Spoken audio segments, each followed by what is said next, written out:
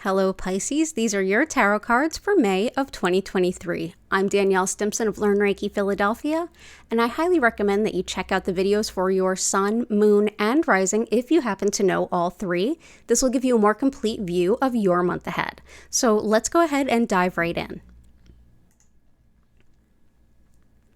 So this is actually a really interesting reading. I had a lot of fun, really actually getting out of my own head and even reading up a little bit my old books of tarot and seeing even some slightly different meanings of things just to kind of get a slightly different vantage point on this reading. And it's very interesting. Let's kind of go in card by card. We're also going to kind of start at the beginning, go to the end, and then return to the beginning so that it becomes a lot easier to understand all the different moving parts. So for starters, the focus of this month is the Empress. The Empress is all about holding space for things to gestate. This is a card that's often equated with things like the harvest, but also just holding space. It's like a very divine feminine sort of think of to gestate like pregnancy, to hold something until it grows into something more than it started. So that's going to be our focus of the month. This will make more sense later.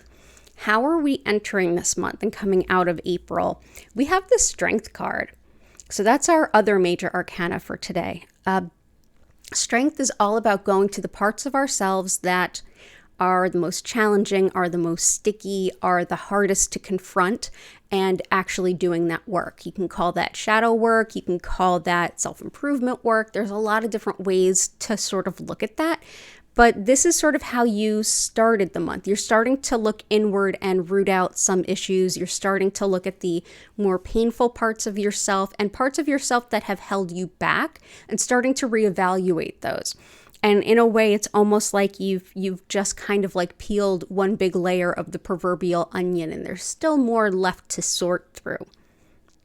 What's the challenge of this month? The challenge is Ace of Swords. So Ace of Swords is usually a ton of information mentally. It's usually mental clarity. But being that it's in the challenge position, I feel like mental clarity is going to be difficult to come by. This feels like a lot of energy of so much information that it's almost like you don't know quite what to do with it. It's also difficulty finding the clarity of it. It's almost like there's a lot of information and you're struggling to see which is the most important part, or even which is the truth, but likely which is the most important part. What is a new way to look at this information? Especially because we're looking at it through the lens of that Strength card. Hey, I'm kind of questioning myself. I'm looking within, but now I'm seeing all of this information and I'm not even sure what to make of it. So it can also be a lot of force being applied to something that isn't super helpful. But for the most part for you, I think this is just a lot of information. It's almost like, what do I make of it? How do I even begin to sort of sort through all of this information? Clarity becomes the challenge. So what's the best path forward? And the card that came up is the Ten of Swords. This is a card that people oftentimes get really scared of, and I mean, look at the picture. But the thing is, it's not always a bad or difficult or treacherous things, especially when it comes up as an advice card as the best way to go forward. In other words, if this had shown up as the challenge, it would be a lot harder, but it's not. So the hard part, the challenge is, what do we make of all this information? How do we know what to listen to? It almost all seems like noise. This Ten of Swords is giving you some clarity as to what to let go of, what to throw away. It actually helps that Strength card. That Strength card where you're looking in and saying, I'm questioning myself. I'm looking at myself a little differently. I'm going to the parts and things that maybe I'm not correct on. Maybe I had assumptions. Maybe I had judgments, or maybe I had entire thoughts and ideas that I'm starting to realize maybe weren't correct, or maybe they were correct and they're not any longer. as an advice card as how to move forward, this is basically saying surrender. Surrender to let go of things that no longer serve, that are no longer true. Maybe they never were. Let go of things that even on a mental level you may be attached to. So both are swords. And what is mental? It's not mental as in mental health. It's more intellectual. It's your logical mind. When you're trying to think about how do we get from point A to point B, you would use your logic, that kind of stuff. But of course, it applies to everything we do. The challenge is going to be the clarity. It's almost like it's just so much noise.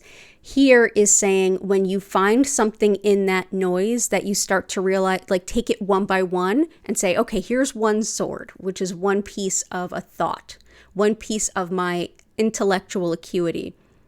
Is this true? Does it feel helpful? Is this something I've been holding on to for too long? Is this someone else's judgment or belief? Or did I think this was true and it wasn't? Was this true in the past and it's not any longer? And instead of being underneath all of these 10 swords, saying, this isn't for me, this isn't my sword, and putting it down. This is the card of surrender. Now, if this lands in like a challenge, that would mean like, wow, this is going to be hard. Because it lands in the advice, it's like the easiest way to deal with it is to simply start looking at the swords individually. Start looking at the way you're thinking and saying, does this help? Is this helpful? Is it true? Break it down into little parts and surrender to it. You can also, on a larger level, surrender to an idea like, I feel like I might need some help finding some mental clarity in this, or sorting through my thoughts. Which brings us to the Whispers from Your Guides card. And then that brings us back to the beginning of the reading. Whispers from Your Guides is exactly what it sounds like. Your spirit guides giving you like a love note or a helper kind of message. And it's the 3 of coins, which works beautifully with the Empress, if you ask me. The 3 of coins are finite resources, tangible things. It's a lot easier to deal with than the swords, for sure, no matter what, pretty much. But the 3 of coins specifically being, because coins, pentacles, same difference depending on the deck. These are finite, tangible resources, from money to real estate to the food on your table. They're actual literal things. This is a lot easier to deal with than like intellectual, like, is it real? Is it not? Is it a belief? Is it a judgment? This is about physical things. But also the 3 of coins specifically is about bringing people together to do the work together. It's about, in fact, the classic Rider-Waite, the traditional iconography is of 3 people, each working together.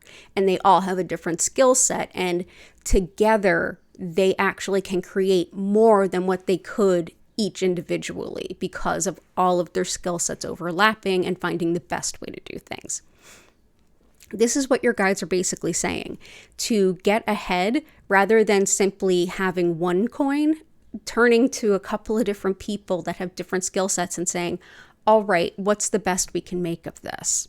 And then we have this, sort of like, okay, here I am with mine, your idea. Let's put these lenses over one another, and then we'll see how we really see the world through that new combined lens. And that's exactly what this means. This, as a whisper from your guides, would be a card of consult outwardly. Talk to people that you trust and you care about, and they may be able to help shed some light and bring some additional clarity to what's going on. That can be friends, family, whoever you trust, whoever is somebody you can springboard off of. If you want to, this could even be a card of working with a professional to help you kind of sort that out. If you find like a counselor or psychotherapist might be helpful. For some of you, it will. For some of you, that's going to be way too much, but you'll kind of know what's in your own best interest as you go through the month. But reaching out for perspective rather than spinning in the hamster wheel of our own minds. This brings us back to the Empress. The Empress is actually the number 3 in the tarot deck, in the entire deck, it is the number 3.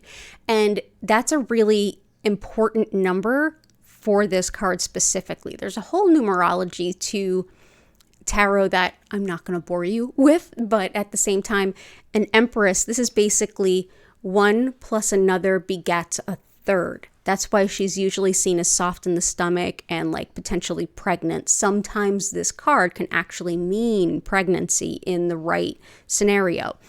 But the Empress, like I said, gestation, this is bringing things together and it creates something more than the sum of its own parts.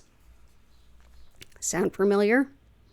So if you want to continue to grow something really beautiful, bringing in those additional insights and those additional, definitely insights, but also those additional concepts, ideas, and just openness, not so much to I'm thinking wrong, can you think right for me, but more like this is what what do you think about this? And maybe filtering that a little bit, or even flat out asking somebody you love and care about, like, hey, I'm really struggling. I'm trying to find new ways to look at things. Hey, let's chat it out. So this is definitely rather than reaching in where you're likely to even be fighting with yourself a little bit over those swords and even chasing your own tail a little bit, reach outward, because you'll have the opportunity to take all of those lenses, put them over one another, and see things entirely differently. So Pisces, I wish you all the best this month. You can absolutely do some life-changing shifts in the next month or so.